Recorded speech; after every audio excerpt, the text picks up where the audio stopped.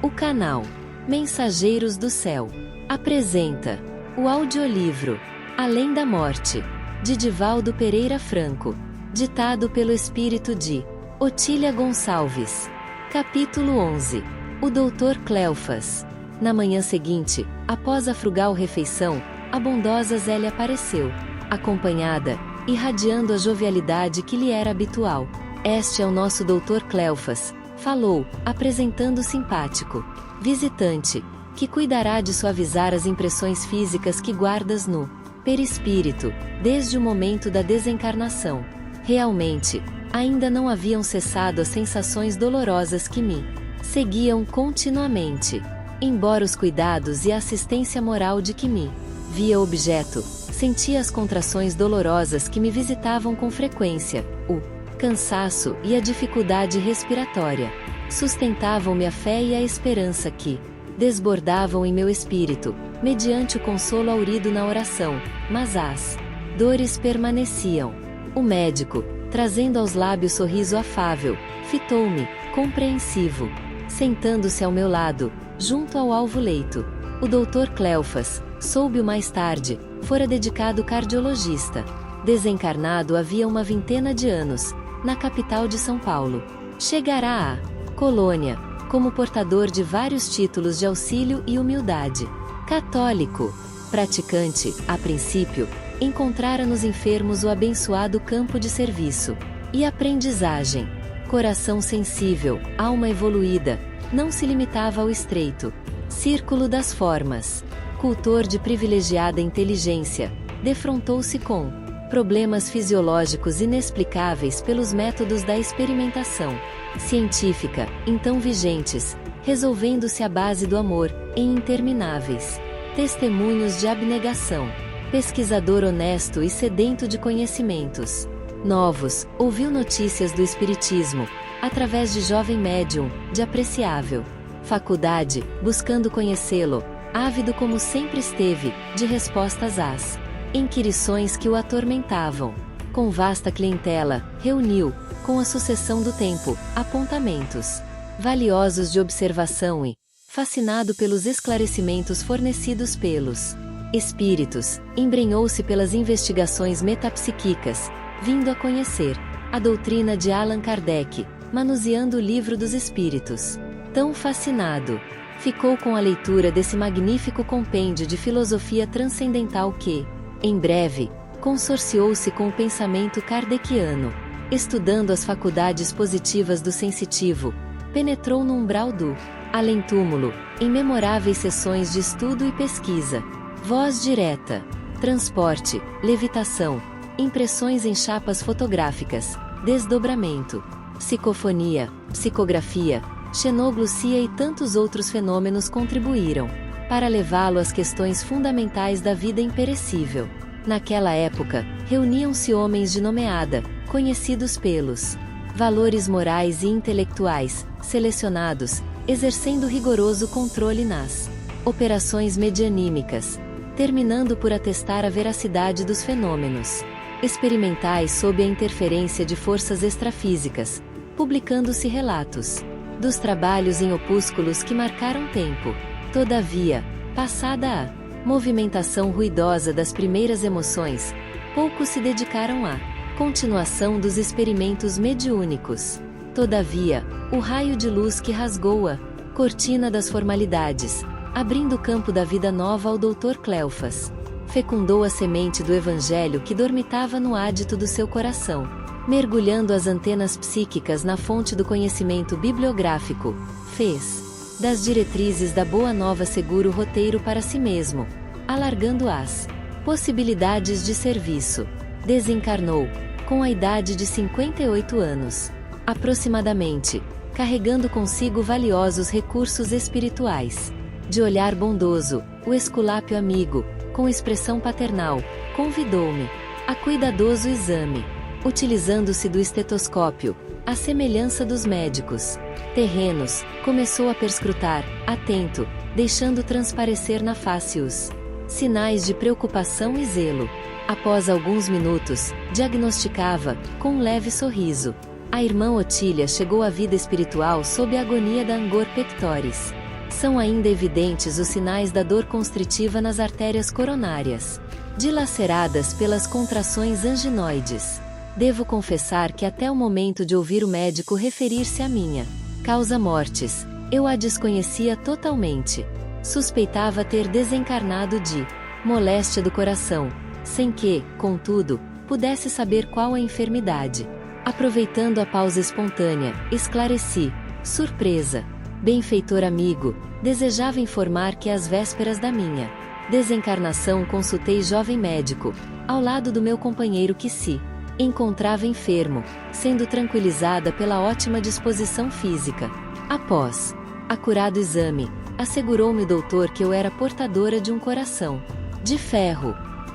Como explicar a minha desencarnação por enfermidade do coração? Sorriso largo espraiou-se no rosto do interlocutor, que acrescentou bem-humorado.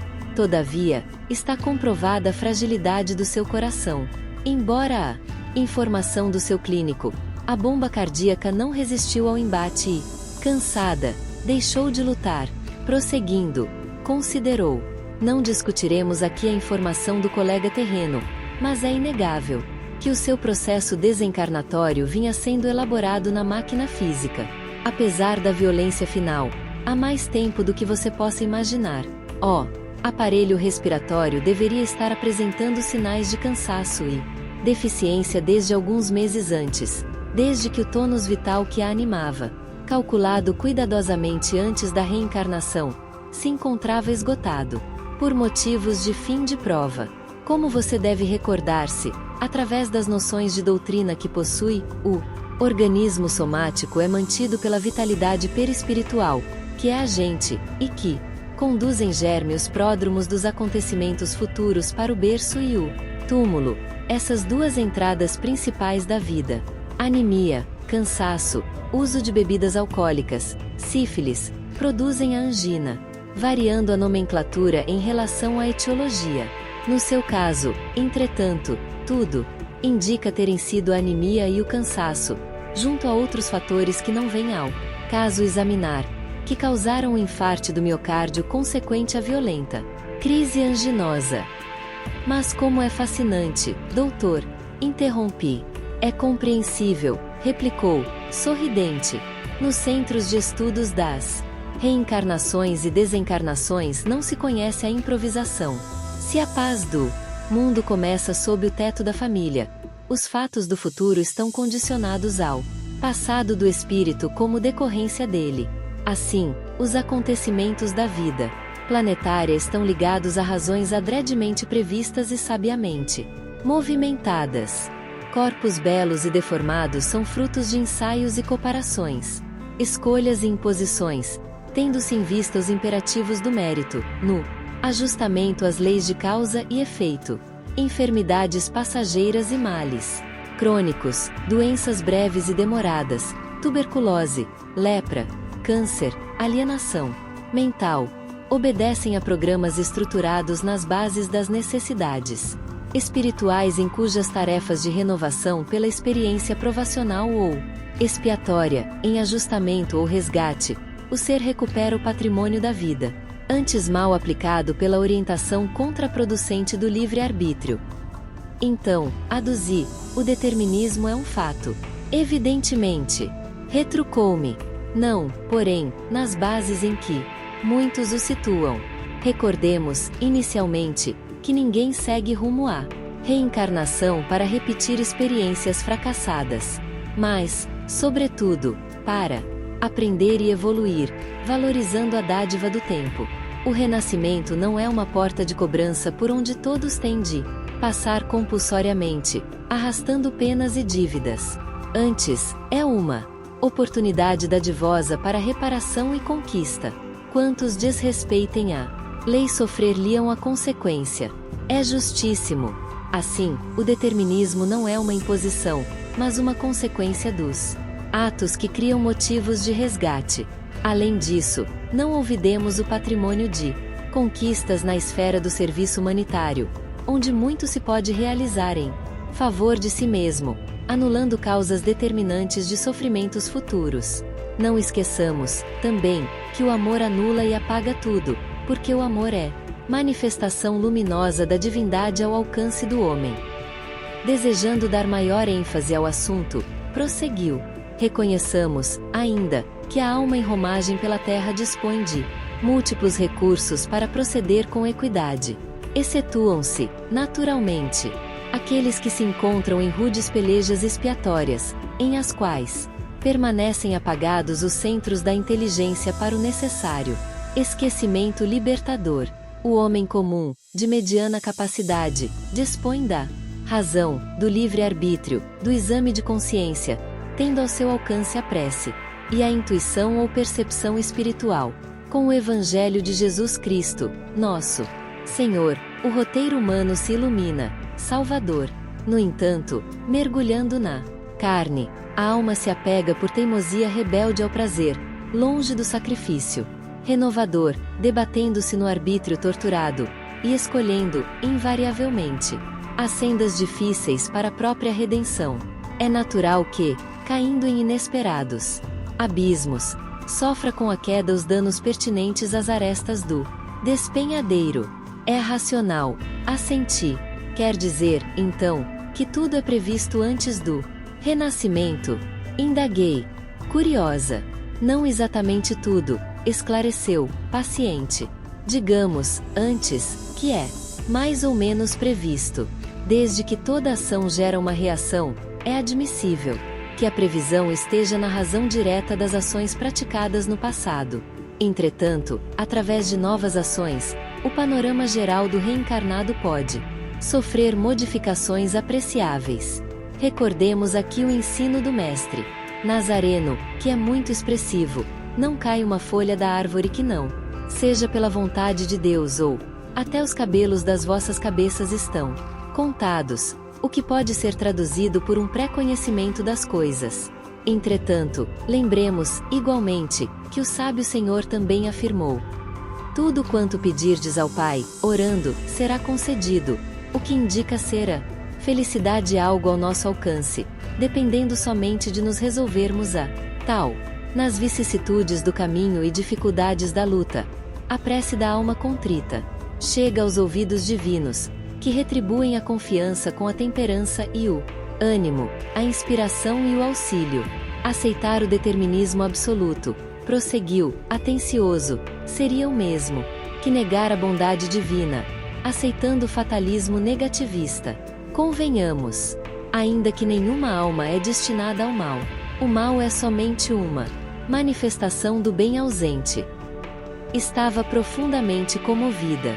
Embora recordasse do que lera na terra, o assunto era sempre atraente. Invadia-me o ser preciosa sensação de conforto e segurança, favorecendo-me a mente com novos rumos ao entendimento. Depois de ligeira meditação, como se buscasse esclarecimentos novos, o venerável médico continuou: a reencarnação é abençoado ensejo, concessão imerecida, e toda doação é sempre utilizada como melhor convém a quem a recebe. Muitos, inadvertidamente, atiram fora o que recebem, sem consideração ao benfeitor. Outros utilizam-se da concessão, indiferentemente. Raros aplicam bem os valores recebidos. Tal benefício deve ser aproveitado, não para pagamento, peregrinando pelas sendas da amargura, mas para aquisição de valores pelas vias do trabalho. Na contabilidade do céu, a soma de ações nobilitantes anula a coletânea equivalente de atos indignos, e todo amor ao próximo, em serviço educativo à humanidade, é degrau de ascensão. Por essa razão, o momento que passa é de especial valor, desde que o nosso hoje se encontra radicado no ontem. Usemos o hoje e amanhã na edificação da ventura, porque ansiamos passado, presente, futuro. Hoje é o que importa. Atendamos às tarefas que o Mestre nos confere, em oportunidades santificantes, e avancemos, sem cessar. Calou-se o lúcido visitante. Minha mente perdia-se no mundo de cogitações novas. Vibraram em meu cérebro espiritual as palavras: reencarnação, desencarnação, oportunidade, prova, expiação, resgate e Sem que o percebesse, deixei-me conduzir a nostalgia absorvente, ao lembrar das perdas que pesavam sobre meus débeis ombros. Percebendo, porém, o meu pensamento, nublado pela súbita amargura, o médico espiritual atalhou-me a inquietação, asseverando: sustente o bom ânimo. O arrependimento, quando muito frequente, é mau conselheiro. Use a meditação como medida salutar, abandonando toda e qualquer expressão de remorso deprimente. Utilize-se do momento para a planificação do porvir. Agora, exercite-se. Amanhã, sirva. E com voz grave, concluiu: busque o repouso. É necessário e inadiável pronto refazimento. Cuidarei de medicá-la devidamente. E, sempre que possível, estaremos ao seu lado. E Jesus conosco. Despediu-se o novo amigo que, acompanhado da irmã Zélia, se dirigiu a outros necessitados, no sublime mister de curar. Continue acompanhando essa grande obra espírita. Mensageiros do Céu agradece a sua estimada presença. Fiquem com Deus.